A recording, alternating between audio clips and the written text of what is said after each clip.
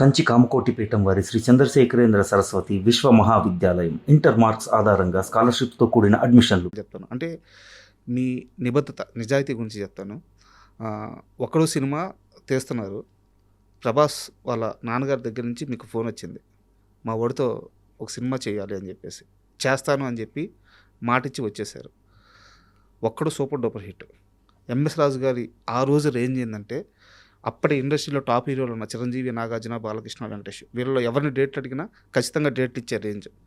అప్పటికి సరైన హిట్ లేని ప్రభాస్తోనే మళ్ళీ సినిమా తీస్తాను, ఎందుకంటే ప్రభాస్ నాన్నగారికి మాటిచ్చున్నాను అని చెప్పి మళ్ళీ మీరు వెళ్ళి వర్షం తీశారు. సో సినిమా ఇండస్ట్రీలో ఇంత నిజాయితీ, ఇంత నిబద్ధత మిమ్మల్ని కాపాడిందా, ముంచేసిందే? కాపాడిందో ముంచిందో తర్వాత అవన్నీ నాకు ఐడియా లేదు, కానీ బట్ ఇలా ఉండడమే ఇష్టం. అది అది నన్ను కాపాడిందా కాపాడలేదా లేదు పక్కన పెట్టండి, నేను ఇలాగ ఉండడమే నాకు ఇష్టం. మాట మీద ఉండడమే నాకు ఇష్టం. ఆ రోజు మీరు వర్షం నేను మళ్ళీ తీస్తున్నాను అనగానే ప్రభాస్ గారి ఫాదర్ రియాక్షన్ ఒకసారి చెప్పండి మాకు. ఫాదర్ రియాక్షన్, ఈ వాజ్ హ్యాపీ. ఆయన చూడడం లైఫ్ ఏముందండి, ఆయన ఎన్నో ఫిల్మ్స్ చేశారు. అవునవును, గోపికృష్ణ బ్యానర్ మీద ఎన్నో ఫిల్మ్స్ చేశారు, ఎన్నో చూస్తుంటారు. అక్కడికి వచ్చేటట్టు వాళ్ళ అబ్బాయి లైఫ్ కరెక్ట్, అది క్వశ్చన్. అవును, కానీ ఇందులో ఏంటంటే పాపం ప్రభాస్కి ఈ వాజ్ టూ యంగ్. నేను ఎంత ఎంతూసియాస్టిక్గా నేను నా యంగ్ స్టేజ్లో నేను ఉండేవాడినో, తను కూడా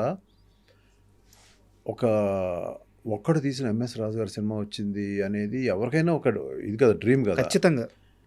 ఉన్నప్పుడు నేను షాప్ని పెట్టుకున్నా. షాప్ని పెట్టుకున్నప్పుడు ఒక్క మాట ఒక్కన తనకు తెలుసో తెలియక అనేసాడు, ఇది రైట్ అన్నా బావా అని అడిగాడు నన్ను.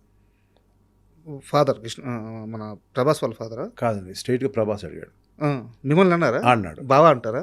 అంటాడు, ఇది రైట్ డెసిషన్ అన్న, అది ఎందుకంటే అది దాన్ని కొంచెం అలా నసుకుదా పాపం అన్నాడు. తనకి ప్రతి యంగ్స్టర్ స్టేజ్లో కూడా తను ఏదో విధంగా, అంటే తనకి నేను భుజాన్ని వేసుకుని మొత్తం చేస్తాను, వాళ్ళకి ఇంకా తెలియదు కదా సార్. తన సినిమా చేసిన తర్వాత అర్థమైంది.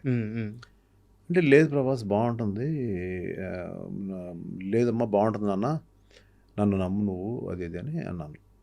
అంటే నేను వాళ్ళకి ఒక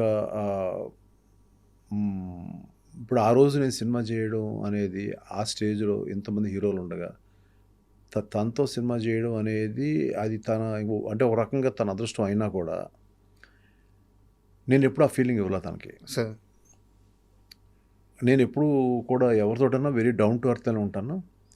తనకి ఇంపార్టెన్స్ ఇచ్చేవాడిని. ఇంపార్టెన్స్ ఇచ్చినప్పుడు కూడా గౌకున్న ప్రశ్న అడిగేటప్పటికి నాకు కొంచెం 2-3 సార్లు అన్నాడు. అనేటప్పటికి నాకు కొంచెం ఫీల్ అయ్యాను.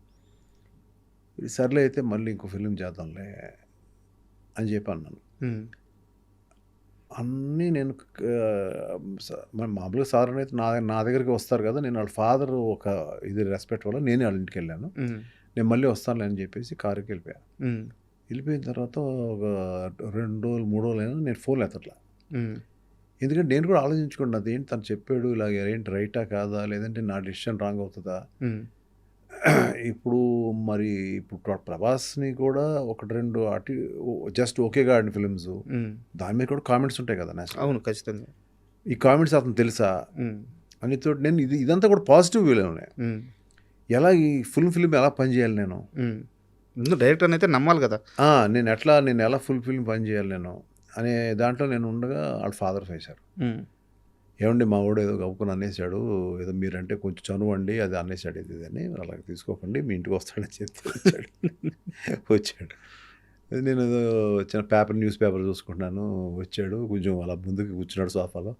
మామూలు కూర్చో ప్రభాస్, ఏముంది దానికి, పర్వాలేదని చెప్పి నేను కొంచెం కాఫీ టిఫిన్ అది చెప్పి మా ఆవిడకి చెప్పి ఇప్పించి మనం ఇంకో ఫిల్మ్ చేద్దాంలే. దిస్ ఈజ్ ఫ్యాక్ట్ అండి, దిస్ ఈజ్ ఫ్యాక్ట్. మనం ఏది స్టోరీ కుకప్ చేసి చెప్పట్లేదు సార్. ఎంఎస్ రాజు గారి గురించి తెలిసిన వాళ్ళందరికీ ఫ్యాక్ట్ అర్థం అవుతుంది.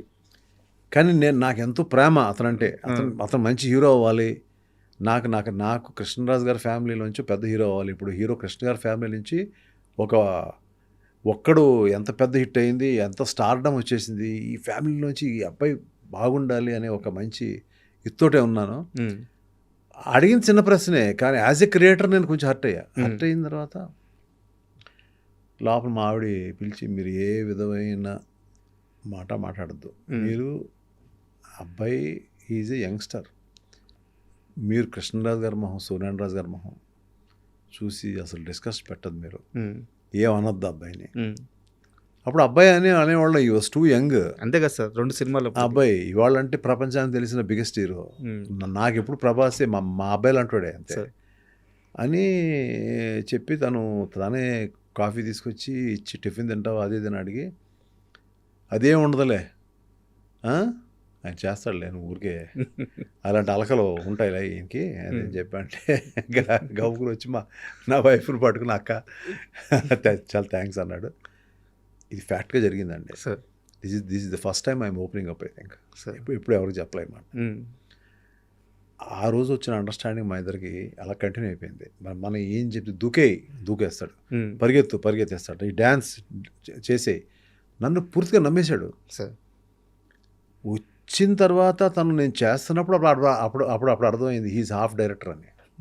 మొత్తం మీరు చూసుకుంటారు కదా సార్ సినిమాకి సంబంధించిన అన్ని విషయాలు. స్టోరీ ఎలా చూసుకుంటాను, స్క్రీన్ ప్లే ఎలా చేసుకుంటాను, ఎలాంటి ఇది రాయించుకునేలా చేస్తాను, డైలాగ్స్. అది ఒక గొప్ప పరుచూరి బ్రదర్స్ లాంటి వాళ్ళు ఉన్నా కూడా నేను ఎలా మోల్డ్ చేసుకుని వాళ్ళు, అలా కాదు సార్, ఇలా కొంచెం యూత్ఫుల్గా రాయండి అంటే ఎలా రాస్తారు, అన్ని కళ్ళతో చూశాడు.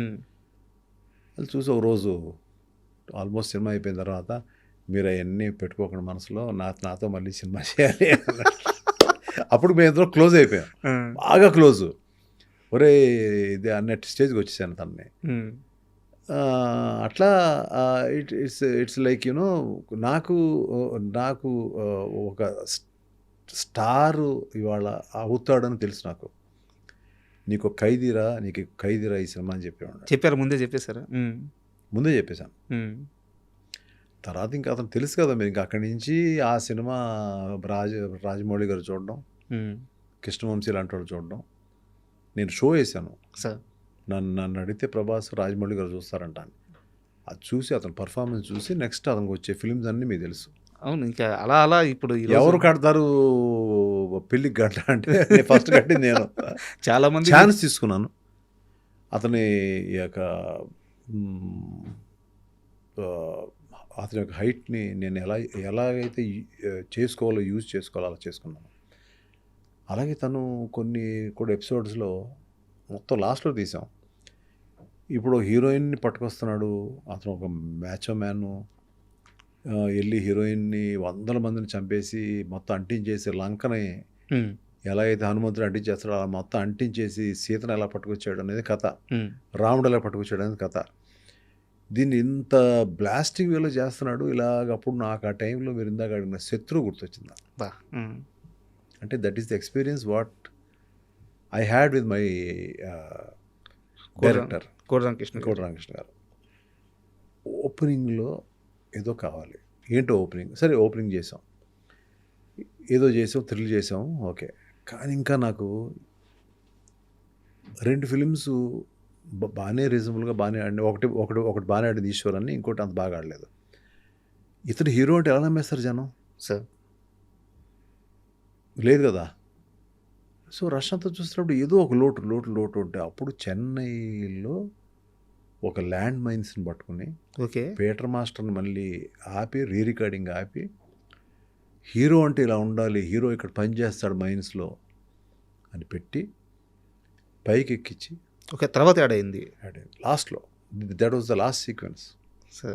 అక్కడ యాడ్ చేసి, నువ్వు రిస్క్ తీసుకోవాలమ్మా నువ్వు, అప్పుడు బాంబులు ఎప్పుడు ఏం పేలుతాయో తెలీదు.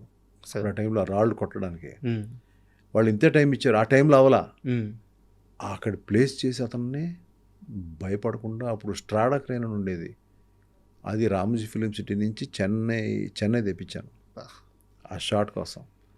అంటే హీరో అవ్వాలి ఆ సినిమాలో, అతను హీరో చేయాలని కాదు, హీరో అవ్వాలి ఆ సినిమాలో. ఆ హీరో అంటే ఇలా ఉండాలి, అంటే భయపడకుండా ఉన్నాడు మనిషి, పులి, ఏదైనా చేయగలడు అనేది రావాలి ఆ ఫ్యాక్టర్ అని చెప్పి దాని మీద ఇటువంటి మీరు చెప్పిన మాటలన్నీ ఆ ఫస్ట్ ఫ్రేమ్లోనే ఉంటాయి సార్.